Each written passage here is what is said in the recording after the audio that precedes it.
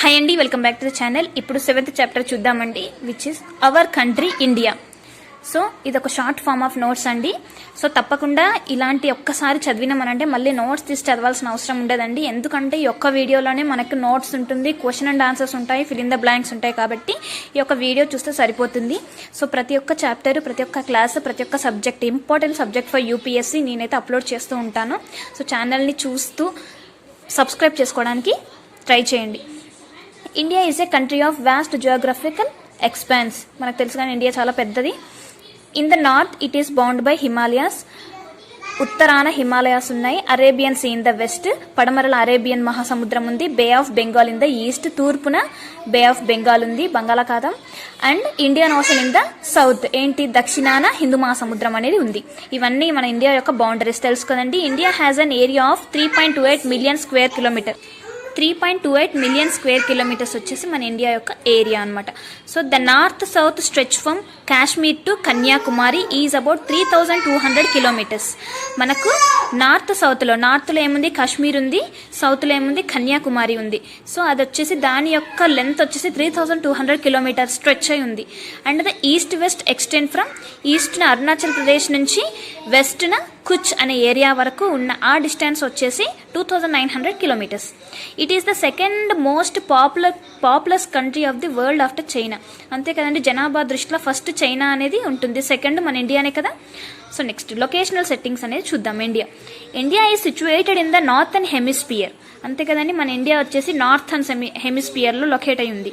The tropic of cancer 23°30 north passes almost half through the country. ఈ యొక్క 23°30 ఈ యొక్క ట్రాపిక్ ఆఫ్ క్యాన్సర్, ఈ కర్కట రేఖ అనేది మన కంట్రీలో హాఫ్ వే, అంటే మొత్తం ఆల్మోస్ట్ హాఫ్ పార్ట్ అనేది మన ఇండియా కవర్ చేస్తూ ఉంది.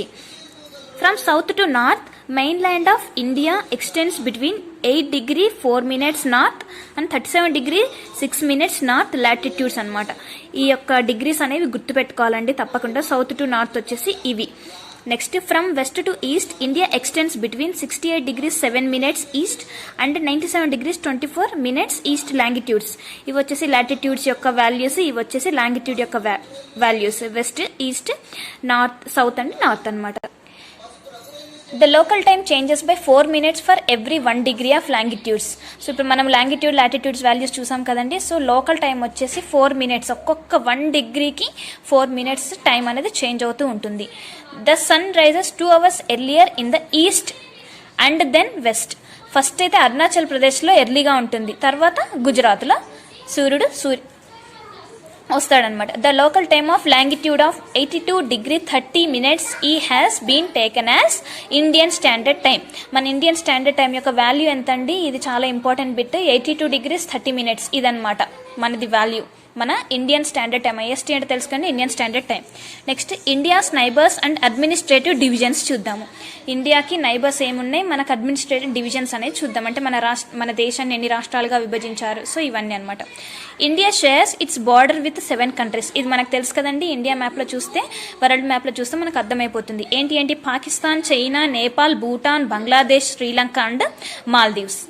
ఇది బార్డర్ని షేర్ చేసుకునే కంట్రీస్ అనమాట. So India is a vast country for administrative purpose. The country is divided into 28 states and 7 unitary territories. So మనకి ఏంటిది, మన ఇండియాలో ఎన్ని రాష్ట్రాలు ఉన్నాయి? 28 రాష్ట్రాలు ఉన్నాయి, 7 యూనియన్ టెరిటరీస్ ఉన్నాయని తెలుసు కదండి. New Delhi is our capital.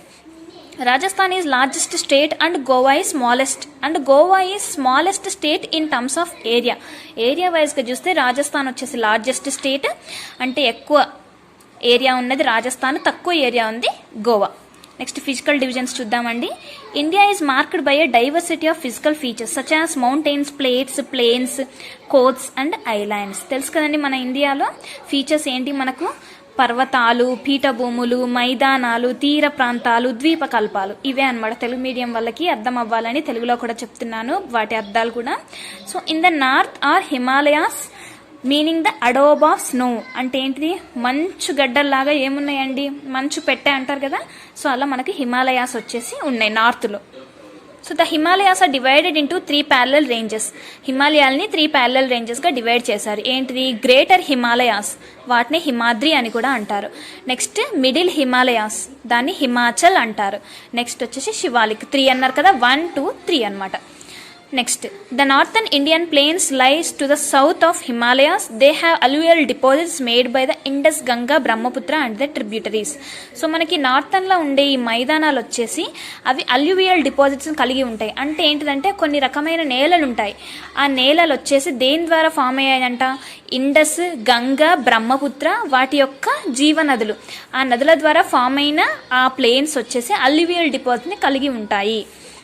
In the western part of the India is great Indian desert. మన ఎడార్లు ఉన్నాయి కదండి, మనకు అది వెస్టర్న్ పార్ట్లో ఉన్నాయి. మనకు రాజస్థాన్లో థార్ ఎడారి ఉంది కదా, సహార్ ఎడారి. సో ఇవన్నీ వచ్చేసి మనకి వెస్టర్న్ పార్ట్లో ఉన్నాయి మన ఇండియాలో. To the south of northern plains lies to the peninsular plate. అంటే ఏంటిదంటే ద్వీపకల్ప పీఠభూమి అన్నట్టు. It has Aravalli, the Vindhya and Satpura, the Narmada and Tapi, the western ghats and eastern ghats. ఏమేమి ఉన్నాయి ఆ ద్వీపకల్పంలో?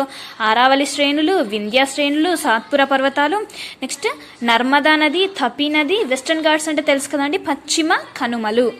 సో నెక్స్ట్ ఈస్టర్న్ ఘాట్స్ ఏంటి? తూర్పు కనుమలు. ఘాట్స్ అంటే కనుమలండి.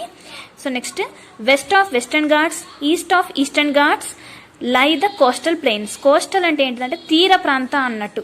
సో తీర ప్రాంతం మైదానాలలో పశ్చిమ కనుమలు, నెక్స్ట్ తూర్పు కనుమలు కలిగి ఉన్నాయన్నమాట. So next the eastern coastal plains, western coastal plains are located here. So ఆ ప్రాంతాల్లో, ఆ తీర ప్రాంతాల్లో ఈ 2 కనుమలు వచ్చేసి అక్కడ ప్లేస్ అయి ఉన్నాయి. So the Sundarban delta is formed where Ganga, Brahmaputra flow in to the bay of Bengal. So ఇది ఒక ఇంపార్టెంట్ బిట్ అండి. సుందర్బన్ డెల్టా వచ్చేసి ఎలా ఫామ్ అయింది అని అంటే గంగా, బ్రహ్మపుత్ర ఇవి 2 బే ఆఫ్ బెంగాల్లో కలుసుకునే ఆ చోట, అంటే గంగా, బ్రహ్మపుత్ర కలిసి బే ఆఫ్ బెంగాల్ దగ్గర ఏర్పడే చోట ఒక డెల్టా లాగా ఫామ్ అవుతుంది. సో ఆ డెల్టాని సుందర్బన్ డెల్టా అని అంటారు.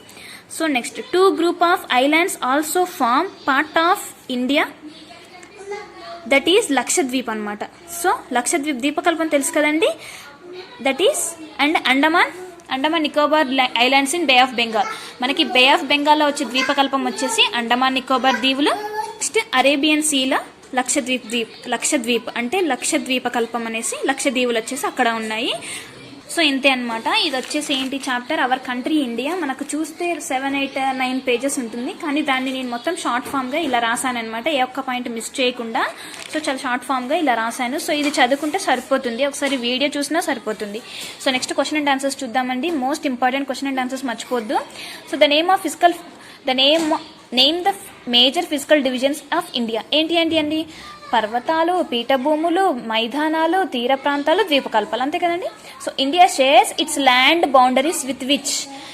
ఇండియా మనం ఇందాక చూసింది ఏంటంటే బార్డర్, ఇక్కడ వచ్చేసి ల్యాండ్ ఎక్కడెక్కడ షేర్ చేసుకుంటుందంటే Pakistan, Afghanistan, China, Nepal, Bhutan, Bangladesh and Myanmar. Next which 2 major rivers falls into Arabian sea. ఏంటి? Narmada and Tapi. Name the delta formed by Ganga, Brahmaputra. ఇందాకనే చూసాం కండి సుందర్బన్ డెల్టా అని. So why do a large number of people live in northern planes. Northern ప్లేన్స్లో ఎక్కువ మంది ఎందుకు నివసిస్తారు అంటే they have been formed by alluvial deposits laid down by rivers. These river plains provide fertile land for cultivation. That's why large number of people live in northern plains. అర్థమైంది అనుకుంటాను. So alluvial deposits ఎక్కువ ఉన్న ఆ యొక్క నేలలు వచ్చేసి మనకు వ్యవసాయం చేసుకోవడానికి ఈజీగా ఉంటాయి. సో అందుకనే అక్కడ చాలా మంది జనం నివసిస్తూ ఉంటారు. YS Lakshadweep is coral island. ఇది చాలా ఇంపార్టెంట్ అండి. లక్షద్వీప్ని కోరల్ ఐలాండ్ అని కూడా అంటారు. కోరల్ ఐలాండ్ అంటే ఏంటంటే పగడపు దీవి. ఎందుకు దాన్ని పగడపు దీవి అని అంటారంటే they have been formed from corals, what is skeletons of tiny marine animals అనమాట. సో మరైన్ అనిమల్స్ అంటే సముద్రపు జంతువుల స్కెల్టన్స్ ద్వారా అది ఏర్పడింది అనమాట లక్షద్వీపం. సో అందుకనే దాన్ని పగడాలు, ముత్యాలు అవన్నీ వచ్చి అక్కడ ఫామ్ ఉండడం వల్ల ఆ ద్వీపాన్ని పగడపు దీవి అని అంటారు. ఏంటిద ద్వీపం? Lakshadweep. So next fill in the blanks అండి. The southern most Himalayas are called Shivaliks. Next వచ్చేసి Sahyadri is also known as western ghats. పశ్చిమ కనుమల్ని సహ్యాద్రి అని కూడా అంటారండి. So the Palk strait lies between India and Sri Lanka. The Indian islands in Arabian sea. Already మనం చూసాం కదండి, అరేబియన్ సీలో ఉండే మనకు ద్వీపకల్పం ఏంటిది? Lakshadweep. So the oldest mountain range in India. మనకు పాత అంటే చాలా పురాతనమైన మౌంటైన్ రేంజ్ వచ్చేసి ఏంటిదండి? ఆరావళి పర్వతాలు. India has an area of already చూసాం కండి 3.28 million square kilometers. The greater Himalayas also called Himadri. ఏమంటారండి? హిమాద్రి అని అంటారు. The largest state in India in terms of area is Rajasthan. అదే స్మాలెస్ట్ స్టేట్ వచ్చేసి Goa. Next, then river Narmada falls into ఎక్కడండి? అరేబియన్ సీలో. Arabian సీలో వచ్చేసి ఏమేమి కలుస్తాయి? నర్మదా అండ్ తపి. క్వశ్చన్ అండి, the latitude that runs almost half way through India is tropic of cancer. మనం ఆల్రెడీ చూసాం కదా ఇది కూడా. థ్యాంక్ యూ అండి. Thank you so much for watching this video.